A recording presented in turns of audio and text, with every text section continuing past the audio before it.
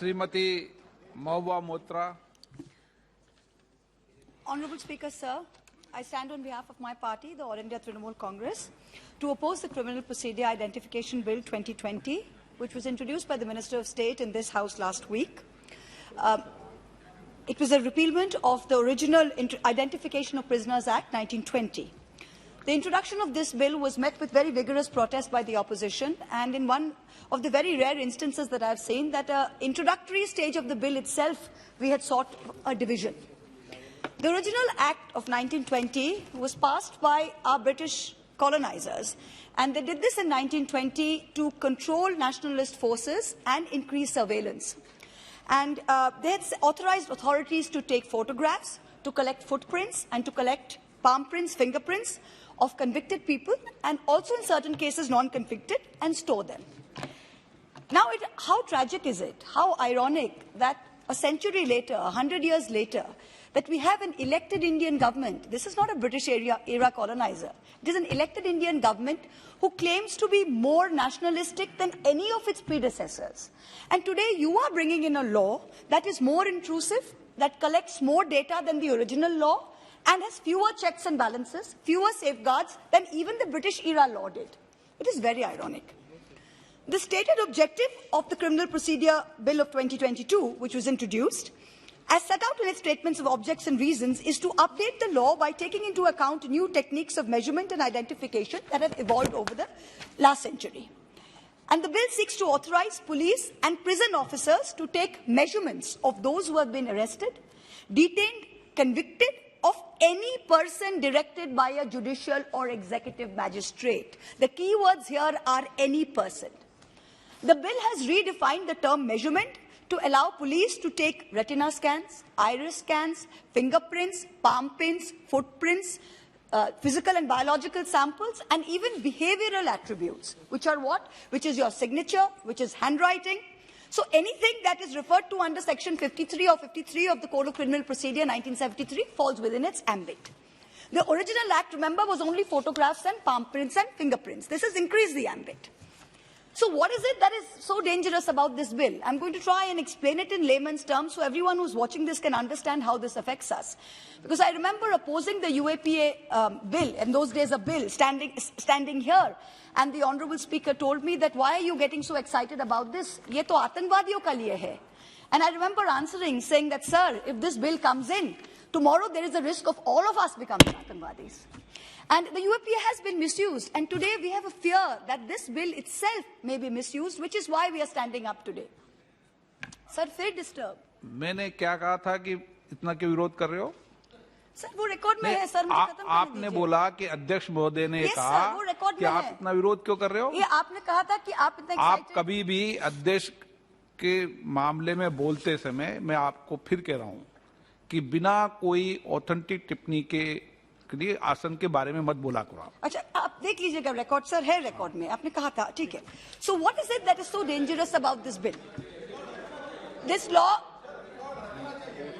रखते हुए कैसे बात कर सकते हैं आसन के खिलाफ? record isn't there, it is in the Lok Sabha, in the archives. No, you have to put the record. पहले सदन स्थगित करके record I can show you in the speech. Let me finish. I'll show the speech. मैंने आपको record का copy रखना चाहिए। कभी भी सदन के If it's not in the record, explain. Is it so simple? पहले बोल जाओ फिर एक्सप्लेन करो, ये कोई तरीका है? लाइव टेलीकास्ट होता है सर, ऐसे नहीं चलता है। देखा है सर, देखा है। अध्यक्ष जी ने विरोध किया क्या? अध्यक्ष जी ने विरोध किया क्या, ये बताओ आप। क्या अध्यक्ष जी ने विरोध किया क्या, ये बताइए। आपकी बात का अध्यक्ष जी ने तो विरोध नहीं किया ना। I'm sure the honourable speaker, sir, has already addressed me, Mr. Meghwal. Please, I would advise you, please let me finish. Thank you. The law speaker, sir, has spoken. There is no need for you. There is no need for you, Nishikant ji. The speaker, sir, has spoken. Please sit down. The speaker has spoken to me. Sit down.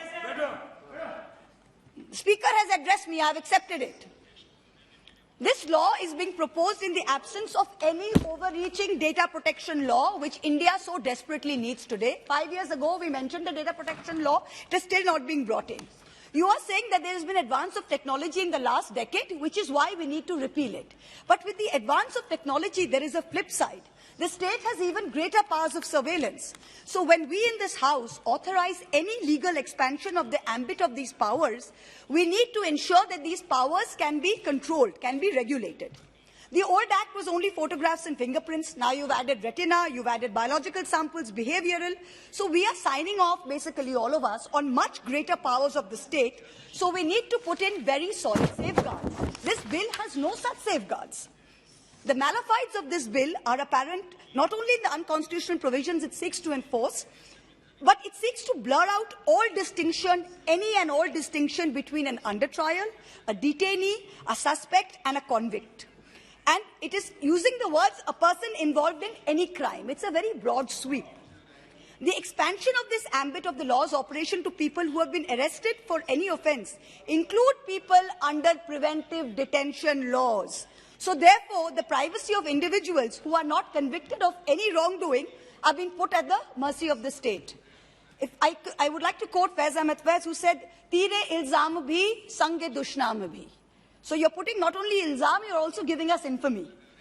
The 1920 law enabled the taking of measurements from convicts sentenced to a present term of at least 1 year, and anyone arrested on a charge that attracted a prison term of only 1 year, and thirdly, one who has furnished a bond for good behavior.